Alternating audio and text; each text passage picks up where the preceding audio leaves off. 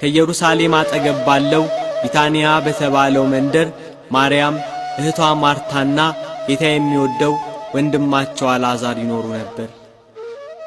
ጌታን በቤታቸው እየተቀበሉ ያስተናግዱት ነበር። ጌታ ሆይ እነሆ የምትወደው ታሟል፣ ሳይሞትብን ድረስ ብለው መልእክተኛ ላኩበት። ይሄ አልዓዛር ሕመም የእግዚአብሔር ልጅ እርሱን አስነስቶ በጌትነት ይገለጥ ዘንድ ነው እንጂ ለሞት አይደለም ብሎ መልእክተኞቹን መለሳቸው። ጌታችን ኢየሱስ ክርስቶስ መታመሙን ሰምቶ 2 ቀን በነበረበት ስፍራው አለ። ለኢየሩሳሌም 15 ምዕራፍ ያህል ቅርብ ወደ ነበረችው ወደ ቢታንያ መንደር መልእክቱ በደረሰው በአራተኛው ቀን ጌታችን ኢየሱስ ክርስቶስ መጣ።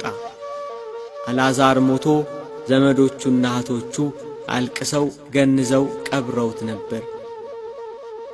ማርታ የኢየሱስ ክርስቶስን የመምጣት ወሬ ስትሰማ ልትቀበለው ወጣች።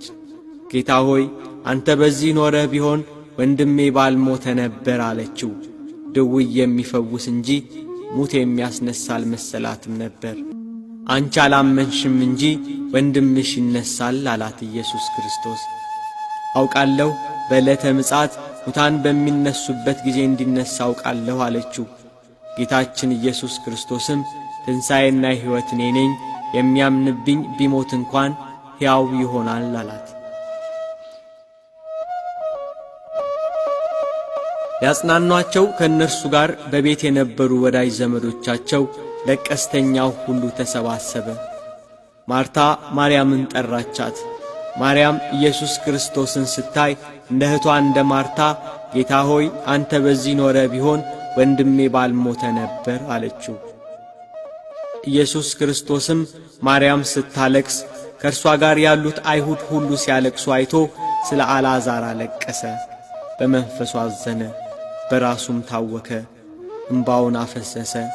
ወዴት አኖራችሁት አለ። ነገሩት። የሚከተሉትን አዘዛቸው። ድንጋዩን ከመቃብሩ ላይ አነሱት። የሞተው የአልዓዛር እህት ማርታ ጌታ ሆይ 4ኛ ቀን ሆኖታልና አሁን ይሸታል አለችው። ብታምኚ የእግዚአብሔርን ክብር እንድታይ አልነገርኩሽም አላት። ድንጋዩን አነሱት። አልዓዛር አልዓዛር ብሎ ተጣራ። በመቃብር ያሉ ድምፁን የሚሰሙበት ቀን ይመጣል ብሎአልና። በመቃብር ያለው አልዓዛር የጌታን ድምፅ ሰማ። እጆቹና እግሮቹ በመግነዝ እንደተገነዙ ፊቱም በጨርቅ እንደተጠመጠመ ነበር። እንደተገነዘ ከመቃብር ወጣ። ደቀ መዛሙርቱን የመፍታትና የማሰር ሥልጣን እንደተሰጣቸው ሲያመለክት ፍቱትና ይሂድ ተዉት አላቸው። የሞትን ኃይል ሰብሮ የሞቱትን አስነሣ፣ የታመሙትን አዳናቸው፣ የዕውራንን ዓይን አበራ።